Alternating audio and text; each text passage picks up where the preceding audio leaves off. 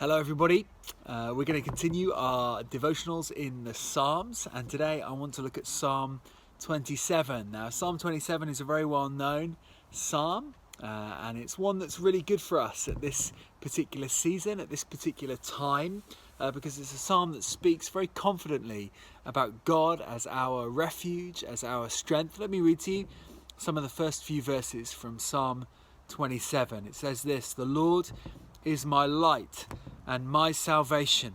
Whom shall I fear? The Lord is the stronghold of my life. Of whom shall I be afraid?"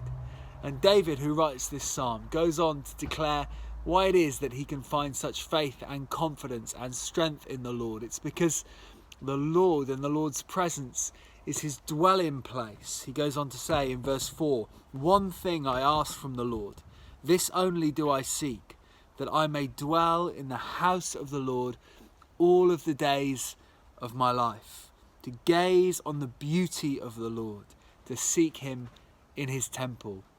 Only this last weekend we've been remembering the events of Jesus' death and resurrection, and one of the key moments that we read about in the scriptures is the moment that the curtain in the temple was torn from the top to the bottom. And those of us who follow Jesus may know that this signifies that the area of the temple that was the dwelling place of the presence of God was opened, that the curtain was torn, and before only perhaps one person a year could go into that place, into the dwelling place of God. But Easter is the time that we celebrate that now all people can go through that curtain into the dwelling place of God. And it's in that dwelling place, as the psalmist, as David declares in Psalm 27, that we find our refuge, our strength. Now, David could never have known that what would happen is that Jesus would make a way for all people to know that very dwelling, that very presence of God in every day, in every moment of their life, that we can come before God and simply ask in prayer, "God, would you be with me in this season of difficulty, trial, struggle, question? Would you be with me?"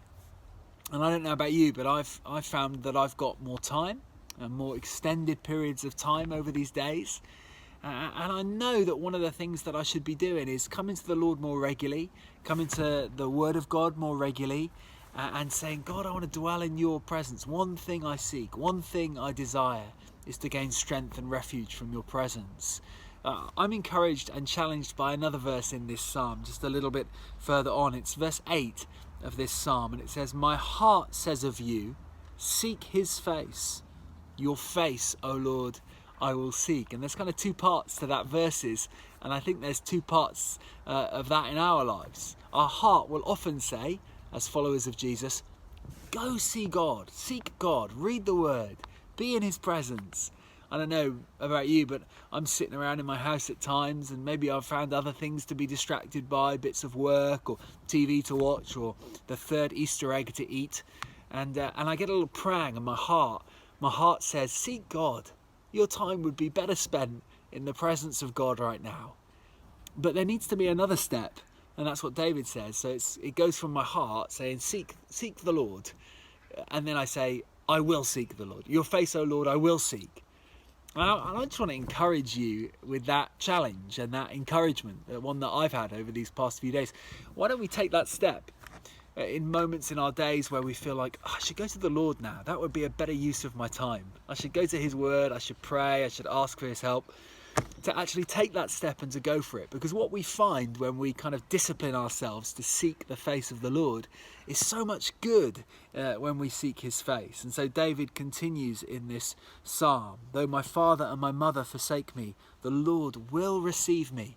When we go to the Lord, he will receive us. And then all these wonderful words, "Teach me your way, O Lord. Lead me in a straight path." And this is the end of the psalm from verse 13. "I remain confident of this. I will see the goodness of the Lord in the land and the living." Wait for the Lord. Be strong and take heart and wait for the Lord. Why don't you find more opportunities over these coming days to take that step from knowing in your heart, I should seek God right now, to going, and I will. And as you do, wait for him. Read the Word of God, read the Psalms, read the Gospels, read through your reading plan, whatever it might be. Wait for the Lord And be confident of this. He will be your strength. He will be your light, your salvation, the stronghold of your life. He will minister to you. There's no better place to be than in the presence of God. Take that step more and more over these coming days. And as you do, I pray that you will know more and more of the goodness and strength of God in your life. God bless you.